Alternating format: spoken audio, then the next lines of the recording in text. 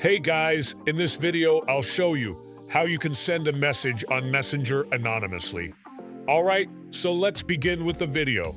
Firstly, go ahead and open your App Store and search for Messenger, and make sure your app is updated to its latest version, as this will allow you to use the latest features updated by Messenger.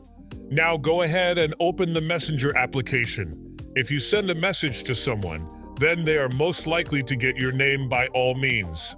However, if you do not want a name to be shown, or if you don't want the receiver to know that you are sending the message, then what you can do is log yourself out of the current account that you are logged into, and go ahead and create a new profile with a random username.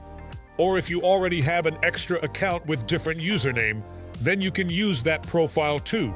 So all that you have to do is open the new account and search for their name, whom you want to send anonymous message.